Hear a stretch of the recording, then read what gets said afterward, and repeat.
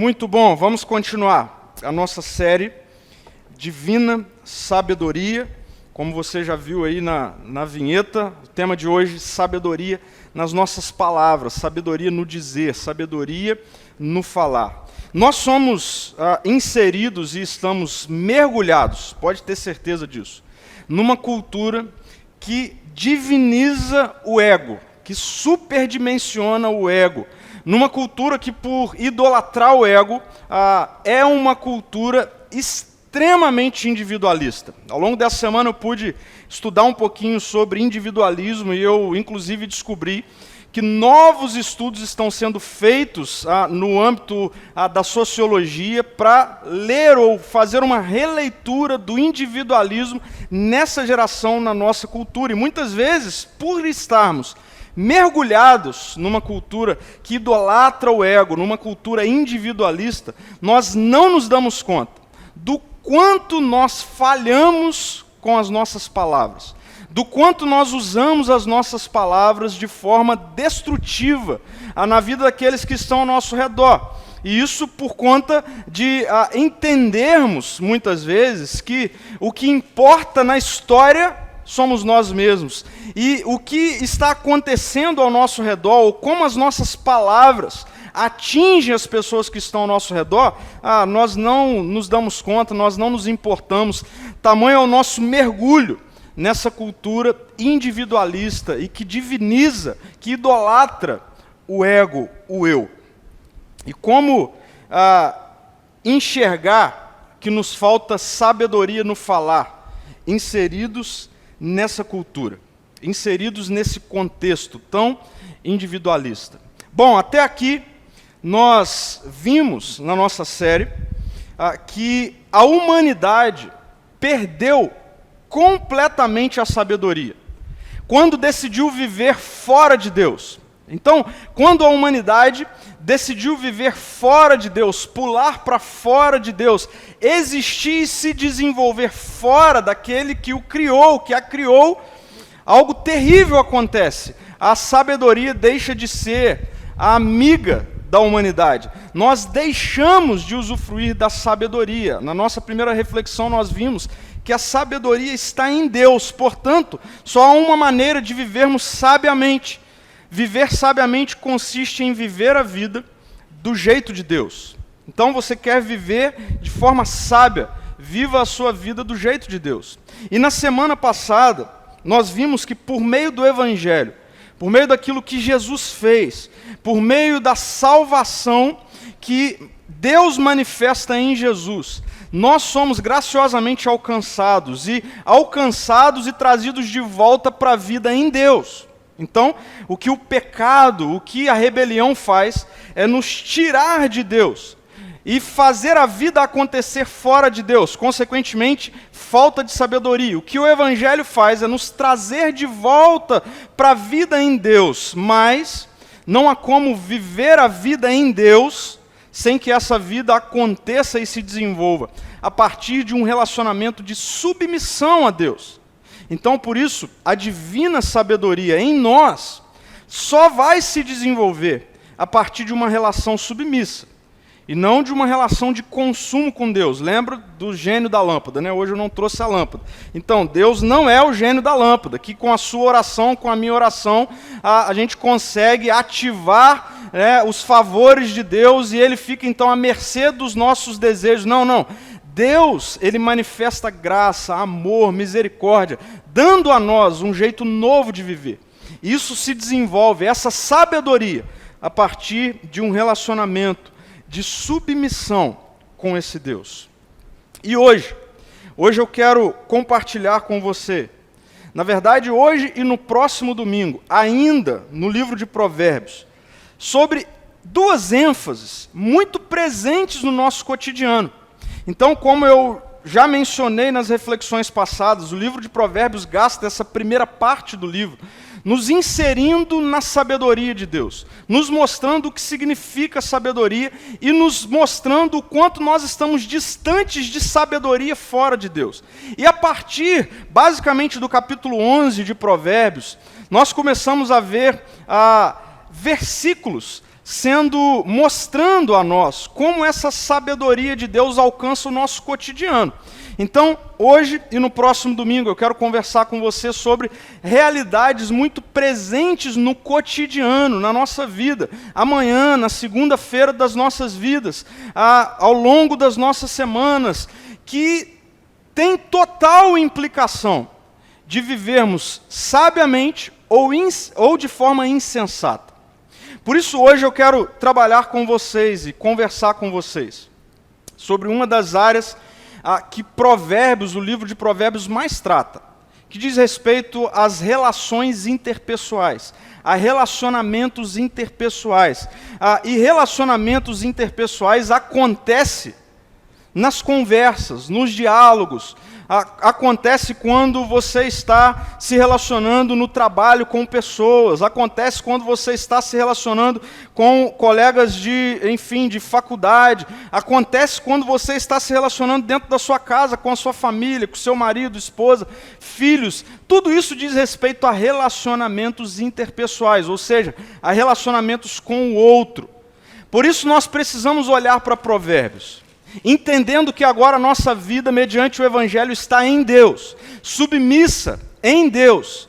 E nós precisamos perguntar, como é que nós temos sabedoria nas palavras? Como a sabedoria de Deus alcança a nossa forma de falar? Como a sabedoria de Deus alcança as nossas palavras? Mas antes de olhar com vocês esses versículos em Provérbios, eu quero ir com vocês, e eu quero levar vocês até Jesus.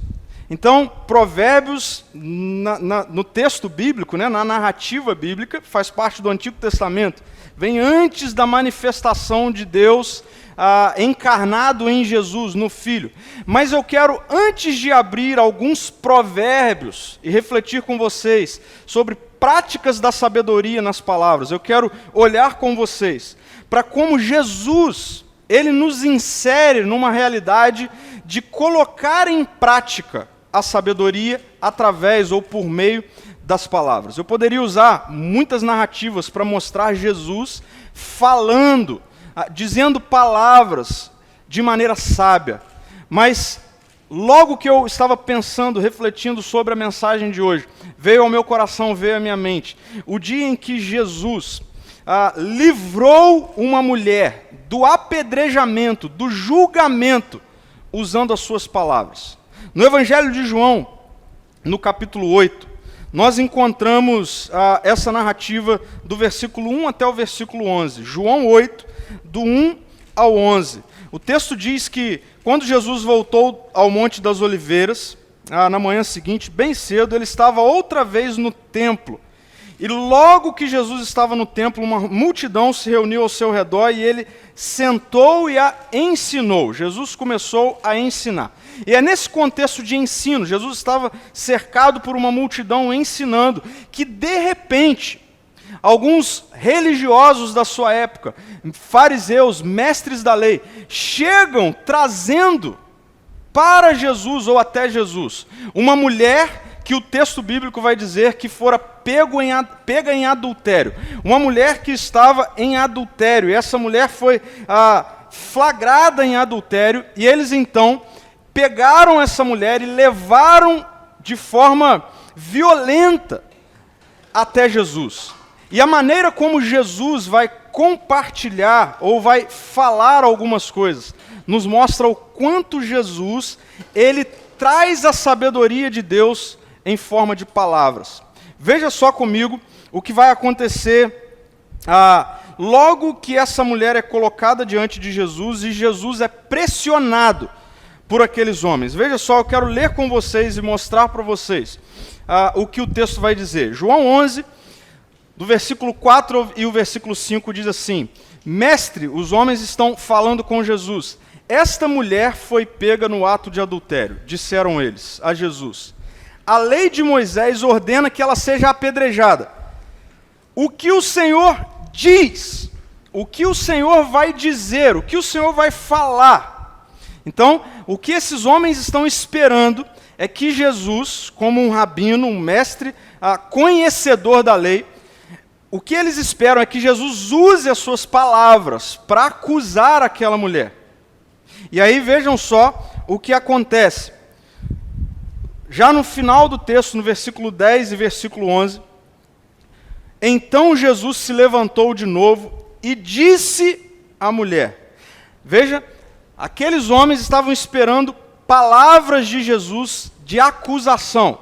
Mas o que Jesus vai dizer à mulher é: onde estão os seus acusadores? Nenhum deles a condenou? Não, Senhor, respondeu. E Jesus disse: então eu também não a condeno. Vá e não peques mais. O que Jesus faz é que, ao receber aquela mulher diante da multidão, sendo acusada por aqueles homens, e homens que queriam que Jesus usasse as suas palavras para acusá-la, para julgá-la, o texto vai dizer que Jesus ele não responde nada, ele apenas faz alguns gestos no chão, e aqueles homens continuam insistindo, querendo que Jesus falasse algo que pudesse acusar aquela mulher. E aí então Jesus se levanta e Jesus usa as suas palavras para desafiar cada um daqueles homens que estavam trazendo aquela mulher, a se cada um deles, ou quem não tivesse pecado algum, pudesse lançar a primeira pedra. É dessa forma que Jesus usa as suas palavras contra aqueles homens e que salva aquela mulher. Ei, cada um de vocês que querem que eu acuse essa mulher, quem não tiver pecado algum pode lançar a primeira pedra. E o texto vai dizer que cada um foi saindo até restar Jesus e a mulher. E quando resta Jesus e a mulher, é dessa forma que Jesus então fala. É dessa forma que as palavras saem da boca de Jesus. Onde estão os seus acusadores? Nenhum deles a condenou. Eu também não a condeno. Vá e não peques mais. Veja, anote isso. A divina sabedoria na vida de Jesus transforma palavras em acolhimento transformador. A divina sabedoria na vida de Jesus. E aqui eu quero mais uma vez pontuar que Jesus é o ser humano. Quando o Filho se encarna, é a materialização da divindade. É isso que o apóstolo Paulo vai dizer na sua carta aos Colossenses. Ele diz que Jesus é a manifestação do Deus invisível. Então, quando Jesus chega, é a divindade em forma humana, plenamente, 100%. E o que Jesus faz é transformar palavras em acolhimento transformador. Então, o que Jesus faz? Como a sabedoria divina em Jesus transforma as suas palavras, ou como a sabedoria divina, ela pode ser definida a partir das palavras de Jesus, a partir de acolhimento transformador. É isso que Jesus faz com aquela mulher. Jesus acolhe aquela mulher do jeito que ela está. Sim, aquela mulher estava cometendo algo trágico para a vida dela, para a vida do próximo. Aquela mulher não estava certa. Jesus não passa a mão na cabeça daquela mulher, mas Jesus acolhe aquela mulher do jeito que ela está. E eu quero te lembrar, meu querido e minha querida, que Jesus acolhe a sua vida do jeito que você está. Jesus acolheu a sua história do jeito que você chegou diante dele. E eu quero te lembrar que você não chegou diante dele enfeitadinho ou enfeitadinha, bonitinho, bonitinha, não. Eu e você temos as nossas formas disfuncionais de vida que o Evangelho alcançou, e para o Evangelho nos alcançar, Jesus precisou nos acolher da forma como estávamos. E Jesus, quando acolhe aquela mulher, Jesus, quando acolhe a sua vida, Jesus, quando acolhe a minha vida, as palavras que saem da boca de Jesus são palavras de acolhimento transformador. Acolhimento transformador. Isso foi assim comigo. Isso foi assim com você, isso continua sendo assim comigo, continua sendo assim com você diariamente. Jesus nos encontra da forma como nós estamos, e as suas palavras são palavras de vida, palavras que acolhem para transformar. Não há transformação sem acolhimento.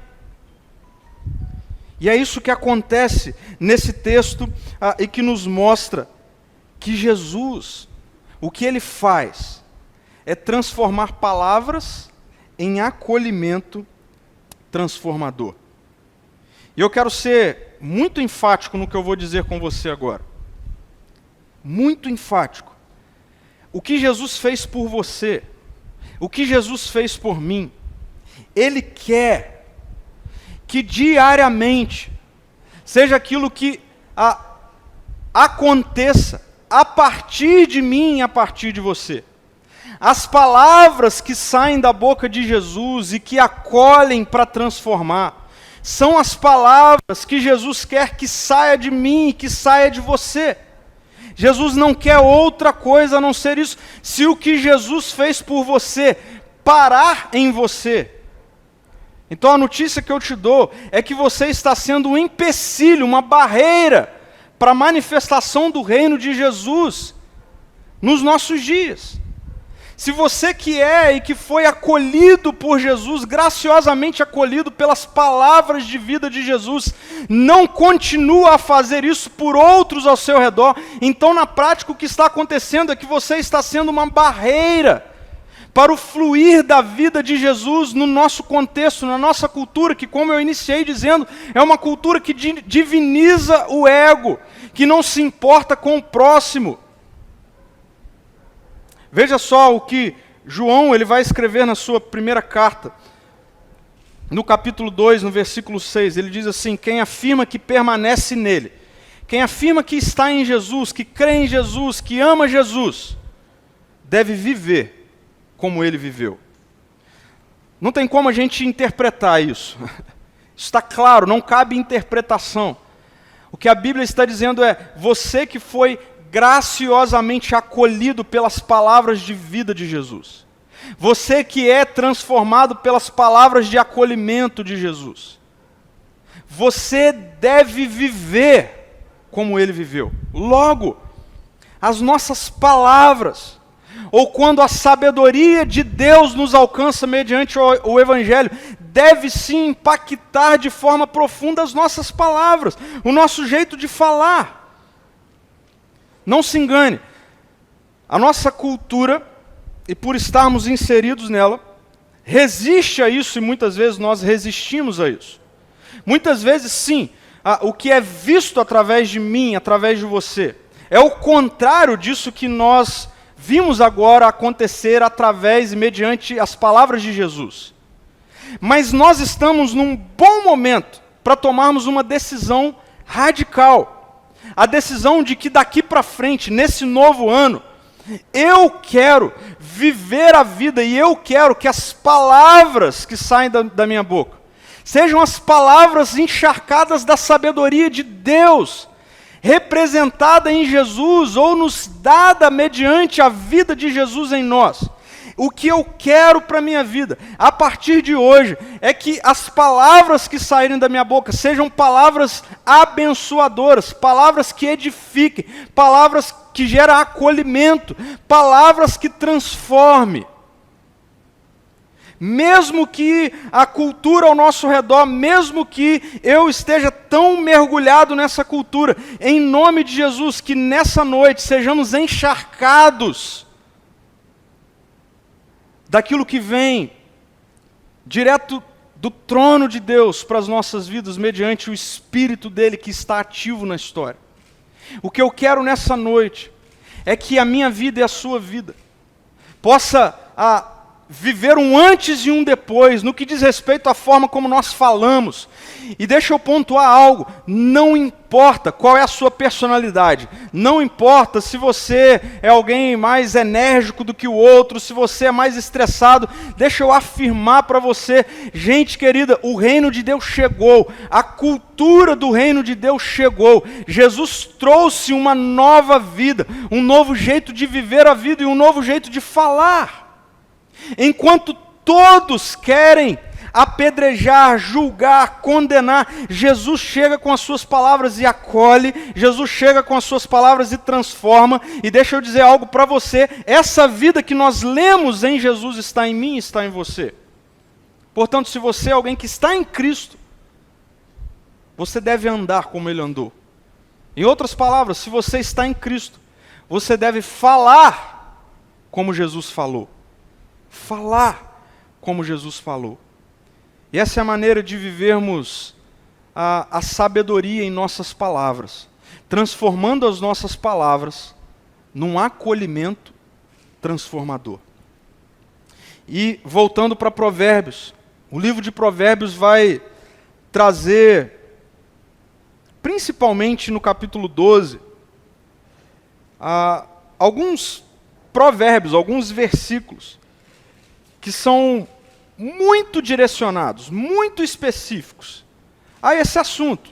A forma como nós lidamos com as palavras, a forma como nós nos relacionamos.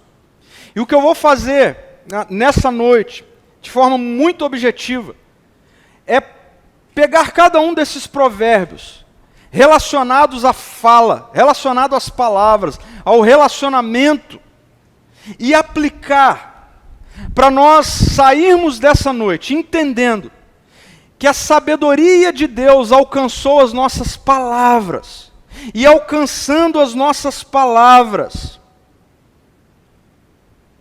de forma muito prática,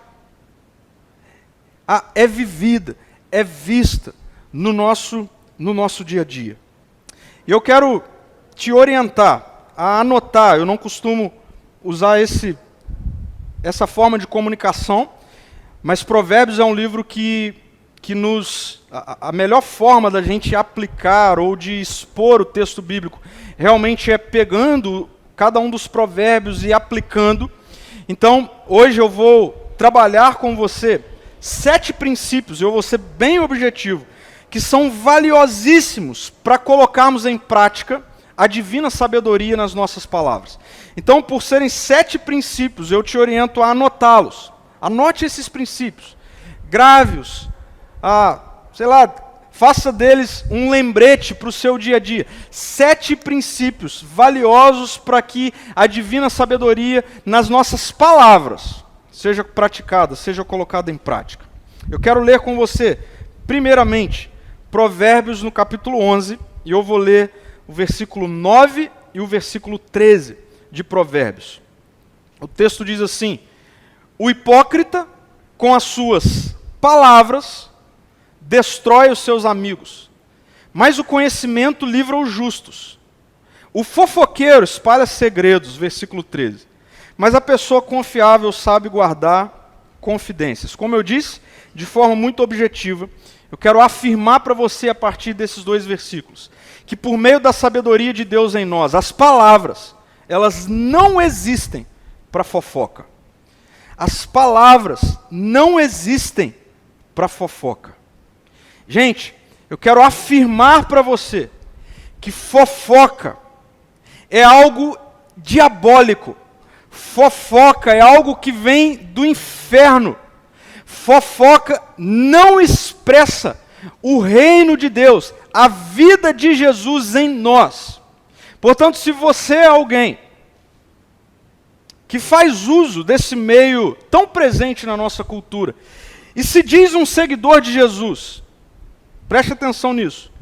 Hoje é momento de você se arrepender e seguir daqui para frente, abrindo mão dessa prática diabólica, infernal.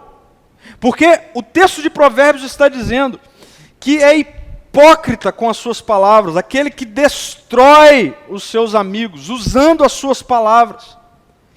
E no versículo 13 do capítulo 11, a gente tem essa expressão de que a fofoca, ou o fofoqueiro, veja só, espalha segredos, mas a pessoa confiável sabe guardar confidências. Você já deve ter passado por poucas e boas por causa de fofoca. Todos nós já passamos.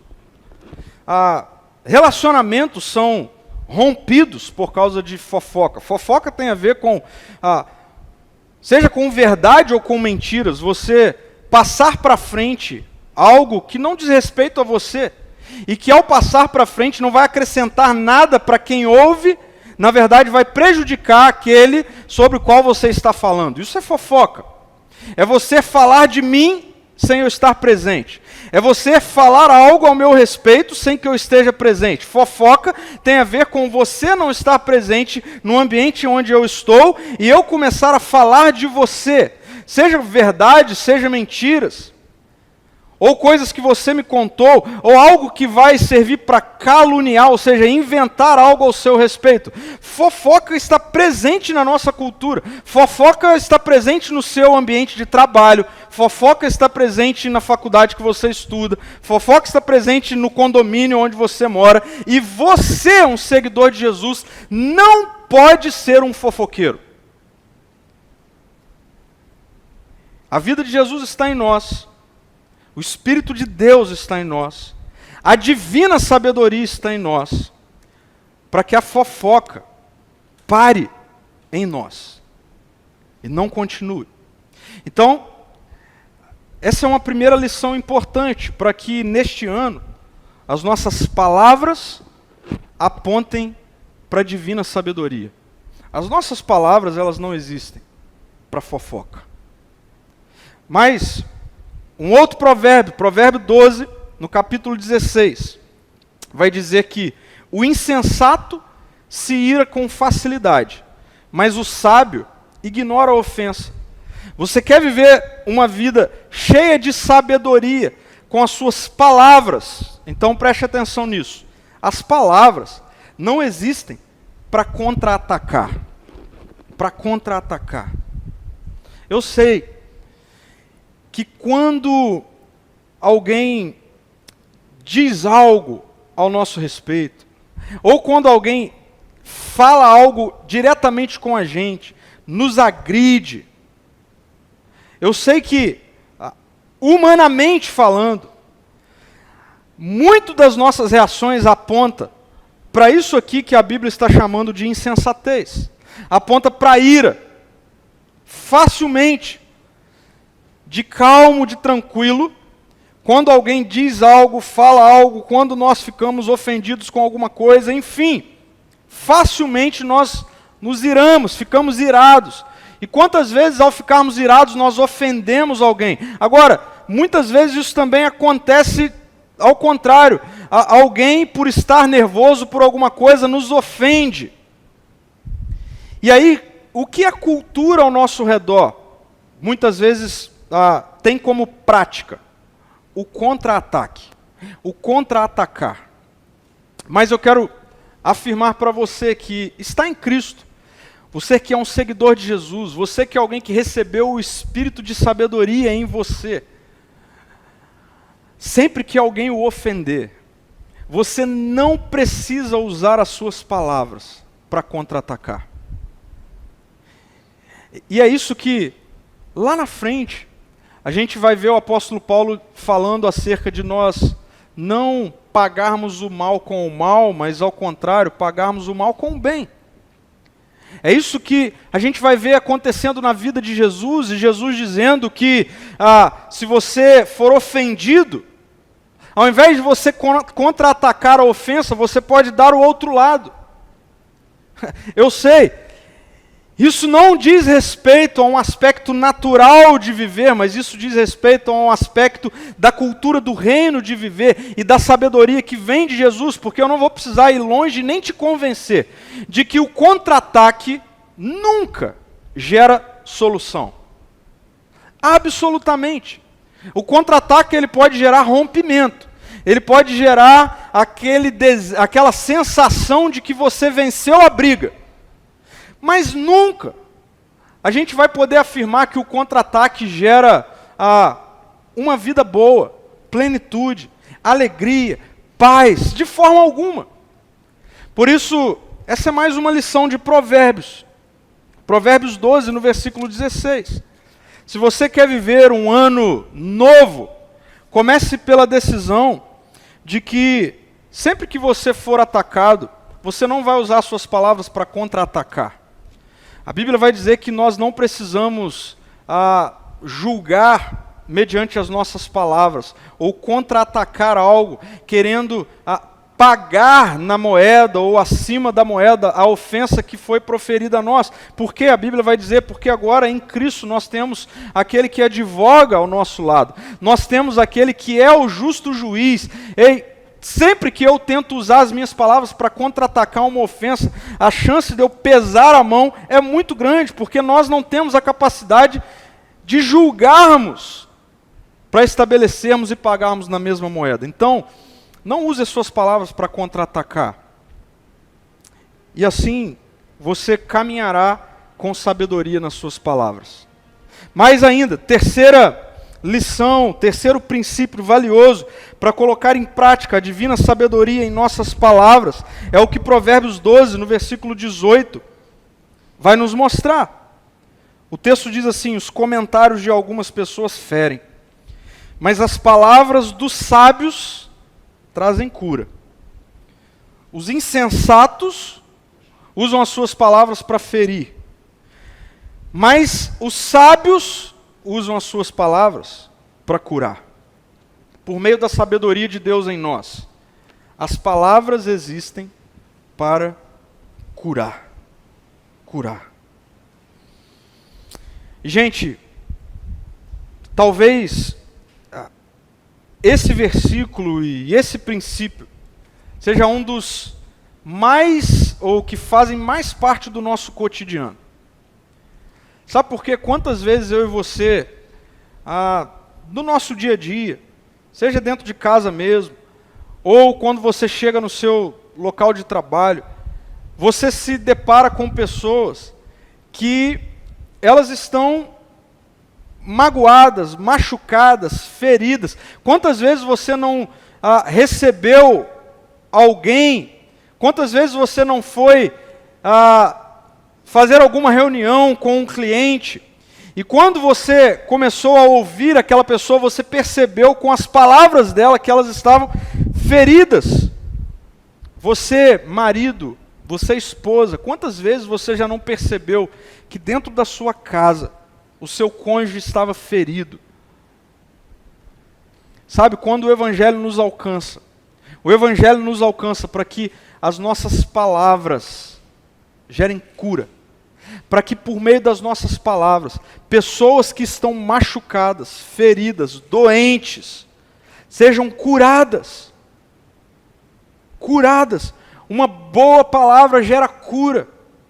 Quantas pessoas estão emocionalmente doentes e o que elas mais precisam é de palavras que venham ao encontro das suas demandas emocionais e por meio dessas palavras elas sejam curadas. Eu quero te desafiar a isso a partir de hoje. Entenda que Jesus em você é Jesus através de você. Como eu iniciei dizendo, não seja uma barreira, onde recebe a vida de Jesus e não deixa a vida de Jesus vazar. João vai escrever que aqueles que estão em Cristo, do seu interior fluiriam rios de água viva, documentando algo que Jesus disse, que aqueles que recebessem da vida mediante o Evangelho, do seu interior fluiriam rios de água viva.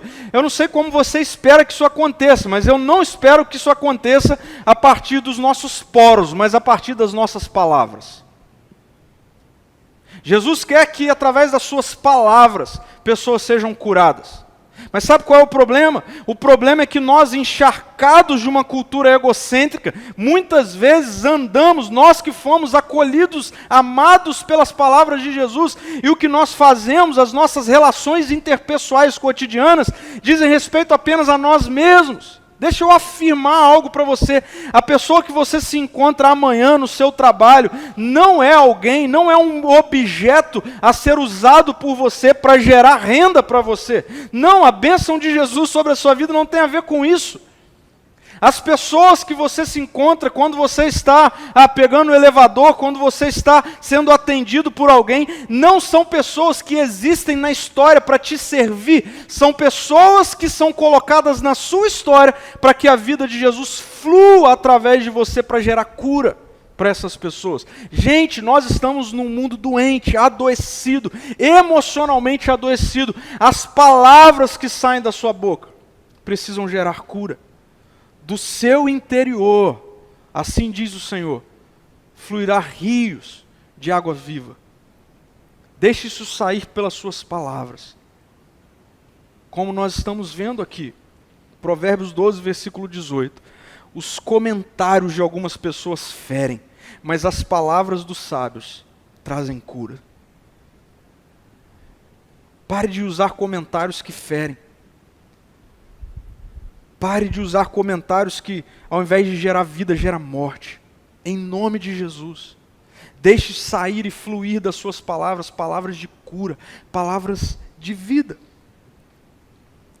Quarta aplicação, quarto princípio valioso para colocarmos em prática a divina sabedoria nas nossas palavras. É o que nós lemos em Provérbios 12, no versículo 23, que vai dizer que o sábio, ele não se gaba do seu conhecimento. O sábio não é alguém que fica usando as suas palavras para falar de si mesmo, para se gabar daquilo que ele é, daquilo que ele tem, do que construiu, do seu currículo. Mas os tolos mostram a todos a sua insensatez. E com isso, eu quero afirmar que por meio da sabedoria de Deus em nós, as palavras não existem para autoafirmação. Para autoafirmação. Sabe o que muitas pessoas fazem? Muitas pessoas vivem ancorando as suas vidas nos seus currículos. O que dá valor para muitas pessoas é o seu currículo. É o seu conhecimento, é aquilo que ela tem ou que construiu. É o quanto ela já fez, o quanto ela já conquistou.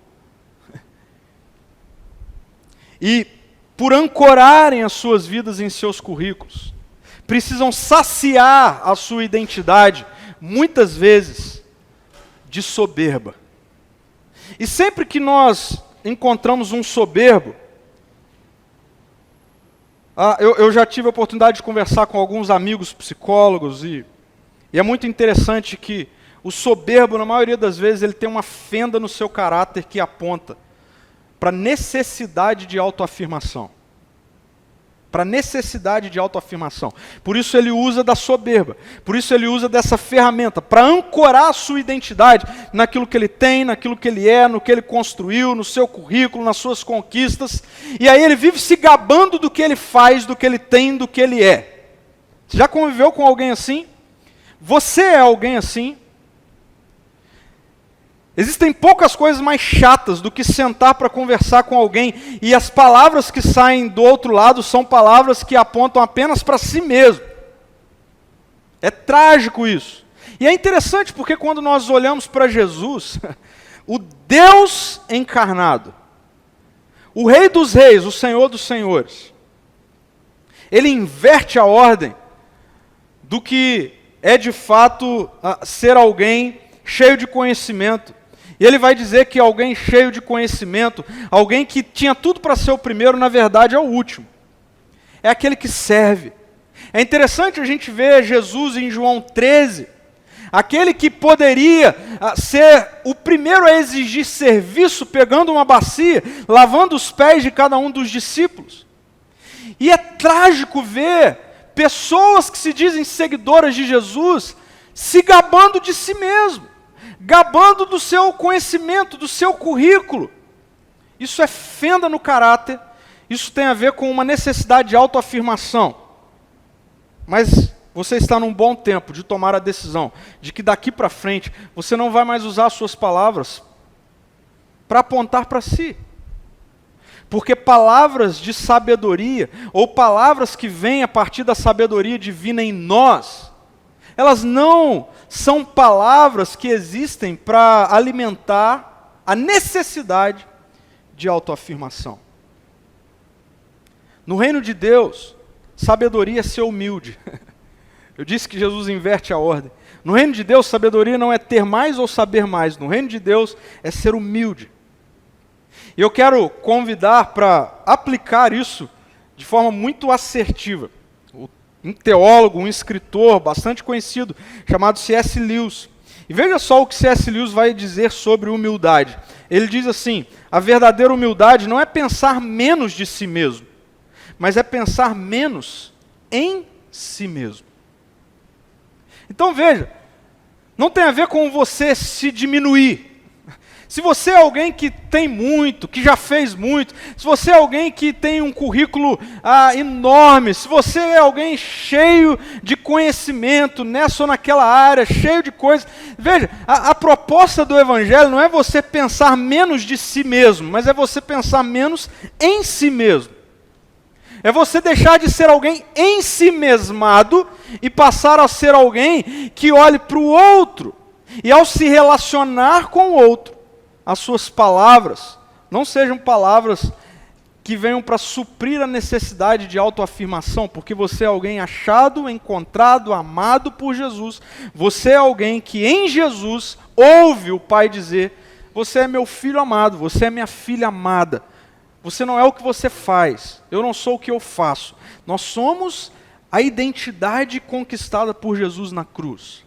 Por isso as nossas palavras não precisam existir para qualquer necessidade de autoafirmação. Essa é uma boa atitude de sabedoria. Não use as suas palavras. Eu peço para que, em nome de Jesus, você reflita se você é alguém, porque às vezes, ou na maioria das vezes, alguém que é assim, não percebe que é assim.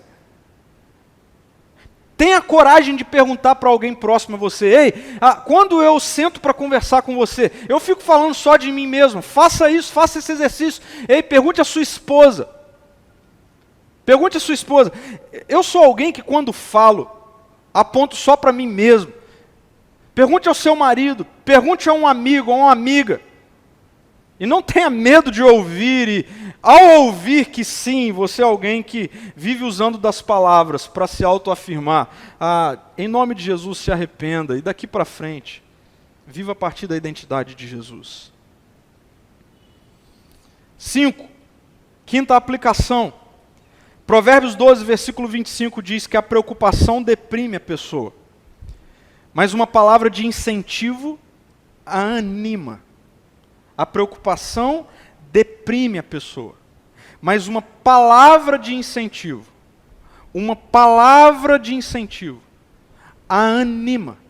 Portanto, por meio da sabedoria de Deus em nós, as palavras existem, preste atenção nisso, para inspirar as pessoas. Para inspirar as pessoas, porque esse é o significado da palavra ânima. Ânima tem a ver com vida, tem a ver com alma viva.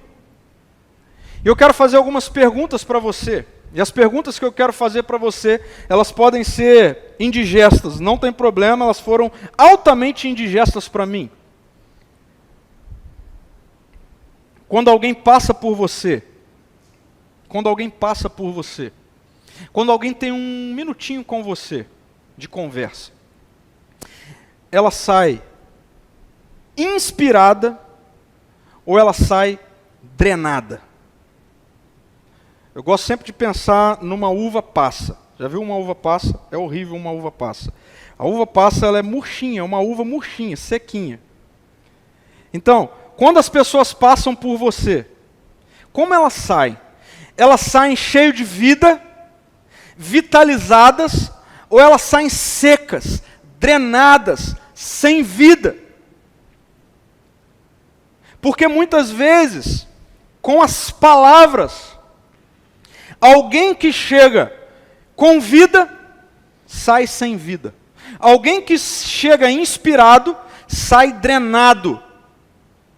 Você que lidera pessoas, eu quero ser específico com você. Quando você vai para uma reunião, talvez você tenha reuniões ao longo dessa semana. Aqueles que são subordinados a você saem da reunião inspirados ou drenados? Eu quero afirmar que isso tem a ver com a forma como você fala, ou com o que você fala.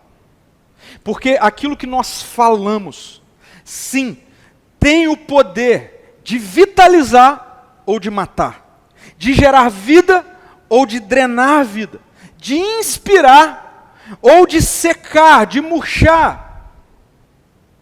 Portanto, com as suas palavras, em nome de Jesus, por favor, pare de drenar as pessoas.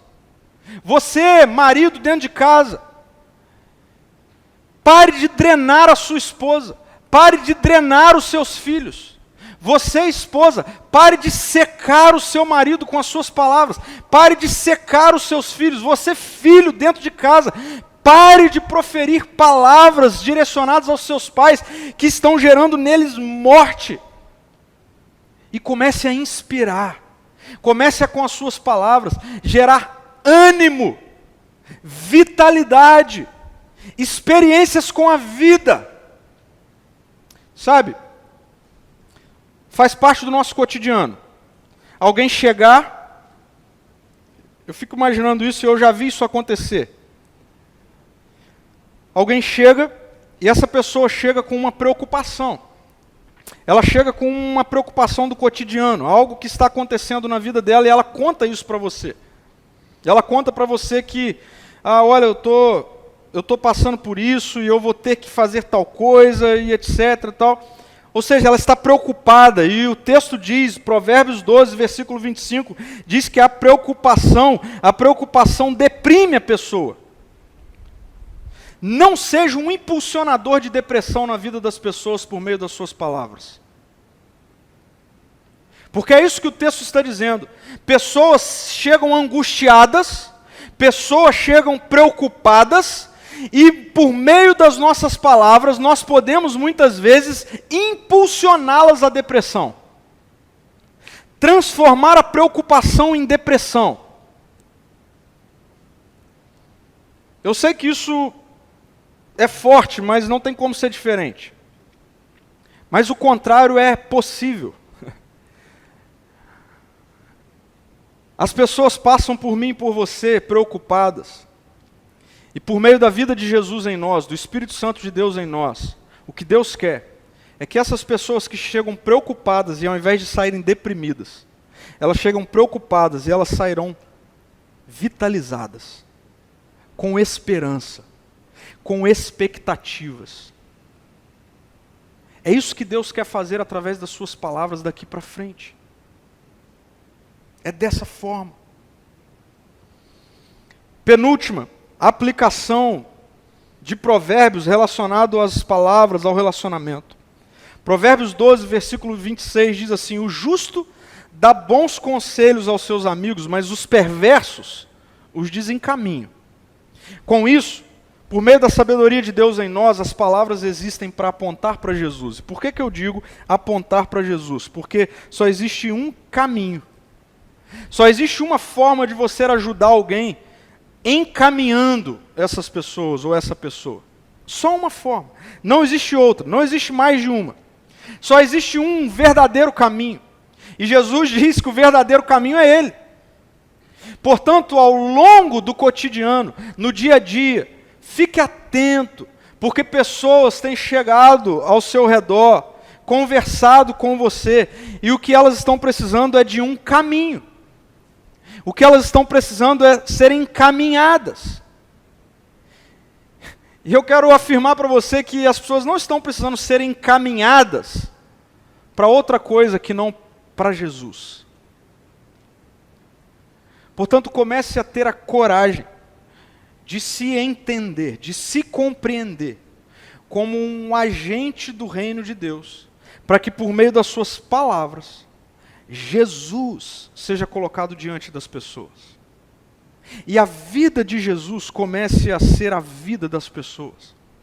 A Bíblia vai dizer que a fé vem pelo ouvir, e ouvir a palavra.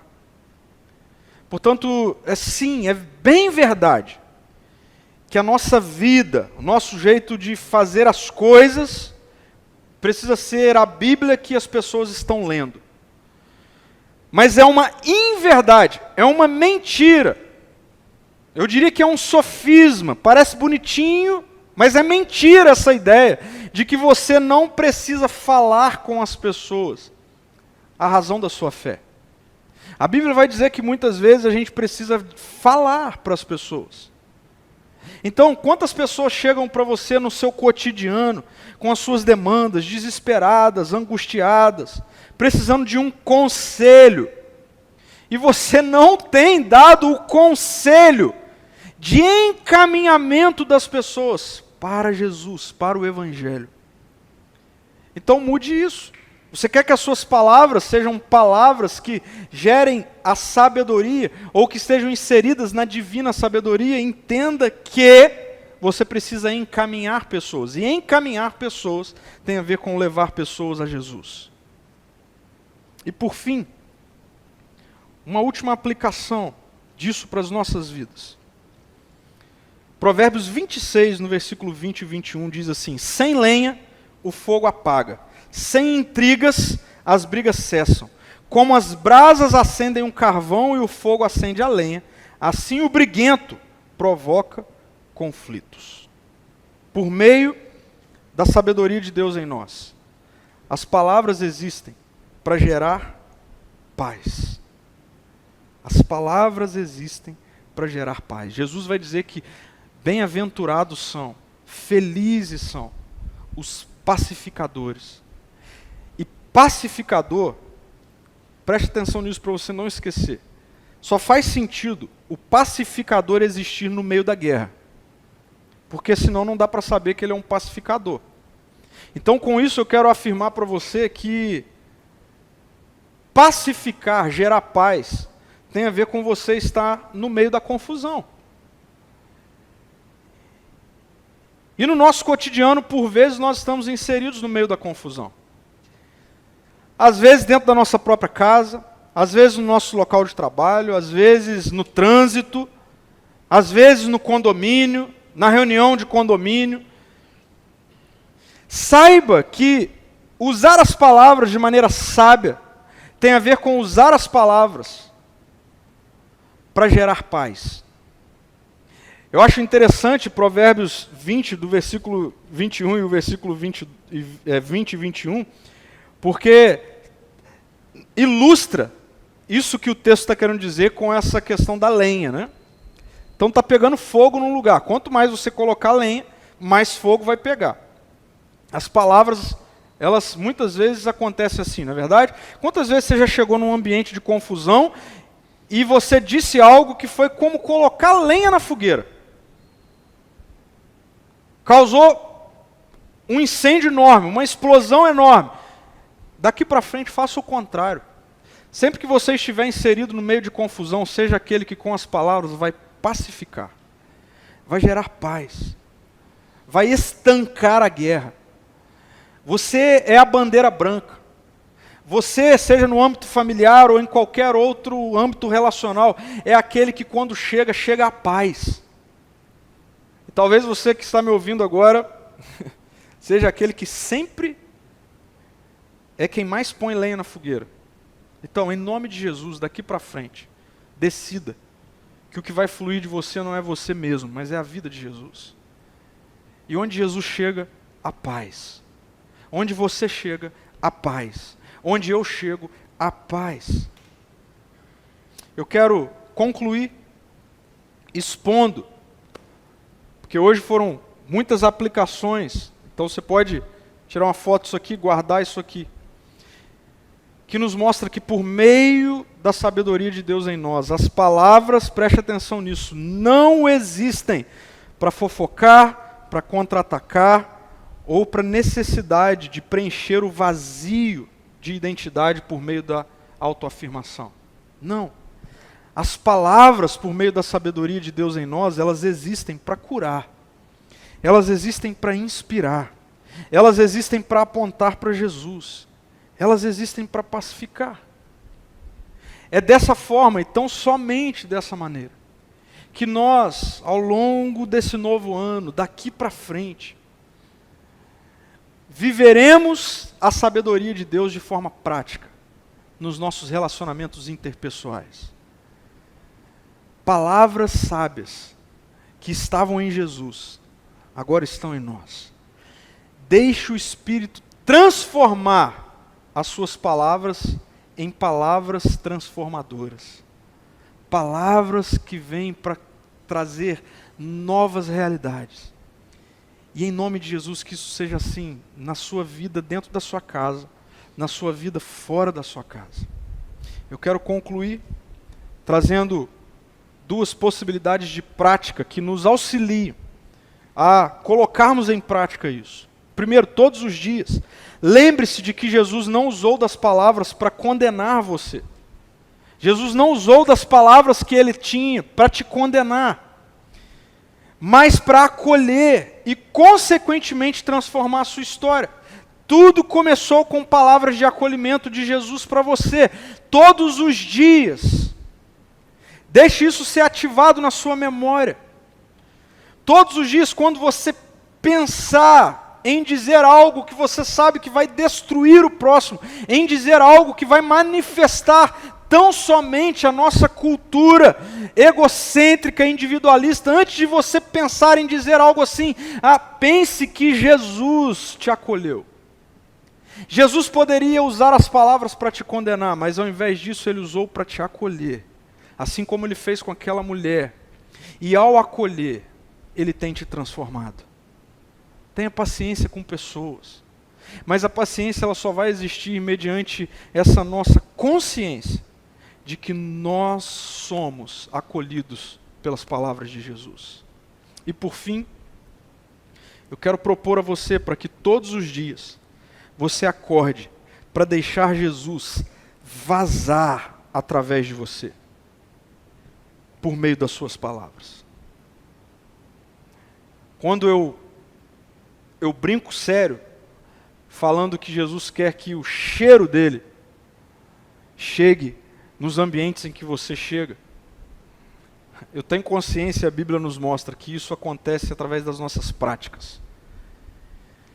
Que Jesus vaze de você, flua de você, por meio das suas palavras.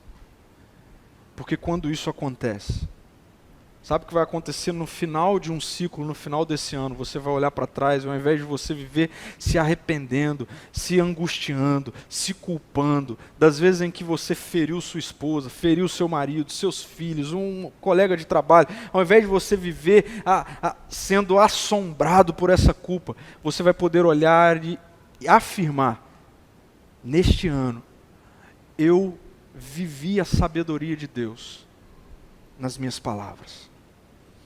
Comece a fazer isso hoje mesmo. Desde o bom dia que você pode dar para alguém. Sabia que você acolhe pessoas dando bom dia? Então, se você é alguém que entra no elevador, se você é alguém que entra no ônibus, se você é alguém que vai comprar pão pela manhã e acha que tudo existe para te servir, comece a se entender como alguém sobre o qual Jesus quer vazar, quer fluir. Comece fazendo isso dando bom dia. Comece fazendo isso sendo gentil com as pessoas, cumprimentando as pessoas com as suas palavras. E você vai ver que vida abundante você também vai viver. Amém? Vamos orar, feche seus olhos. Jesus querido, obrigado, porque nós fomos e somos diariamente acolhidos pelas suas palavras. E é o acolhimento nas suas palavras que tem transformado o nosso viver. Obrigado porque, Senhor, nós estamos diante da Tua palavra, diante da sabedoria da Tua palavra. E diante da sabedoria da Tua palavra, nós encontramos sabedoria para as nossas palavras, para aquilo que nós falamos.